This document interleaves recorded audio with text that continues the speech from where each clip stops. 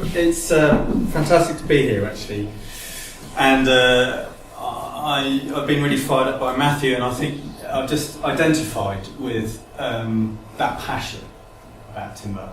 And really, I think sometimes we need to forget about the pressures of work and the pressures of the economy, and just remember why we're here. We're a bespoke heavy timber frame specialist, essentially. We are now primarily design-led, and I have a number of carpentry teams that subsequently I subcontract to. I did have an in-house manufacturing, which became over cumbersome, and we've sort of rejigged the business, and it's working very nicely, just in time for this recession. So, but we've been very busy since. So, as I said, really using UK timber really is a no-brainer for me. I think that the UK mills that do exist are generally well established. The main thing really from a practical point of view is the choice and the extensive nature of the log stock and the species choice that we use. Also the reliability of the grading and certification, I take that very seriously. I'm a qualified grader. It's very, very handy when you have to deal with the considerable lack of knowledge in building control with certain numbers of architects and engineers and so on. It just allows me to explain really how we can use the timber in its most efficient and economic way. So through just very close relationships with people, particularly with Vasterns, the quality is consistent. We rarely fall out. There's short delivery times.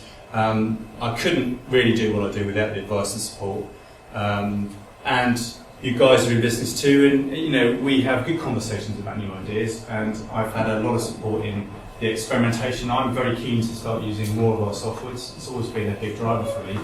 And one of the reasons I think that we got that was because we were very, very much prepared to engage with the client. Through experience of working with Vastern particularly, I often invite the client, if they're interested, to come to the mill to actually see us when we need to choose logs and actually milling them. And it helps to bring the client back to the absolute source, which is that direct experience between tree, log, timber.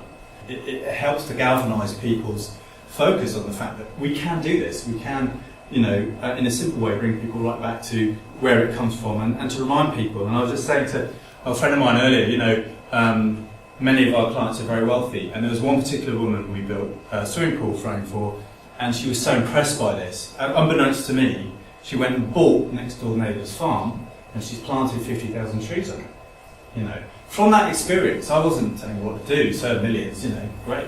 But it was, as I said right at the beginning, we can influence things in quite a big way, just from small changes that we can make. The important thing for me is I can confidently design something with odd curves and sweeps, because I know these guys have got the log stock.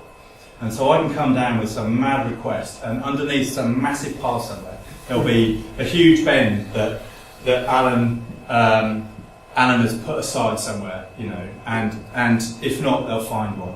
And I love that process of that connection with my provider, my supplier. I can go and actually mess up their day and wander around in tape measure, getting mud up to my knees, and find getting back to that kind of scratch and sniff of being in a mad mill where it's all big Tonka toys and all that kind of stuff.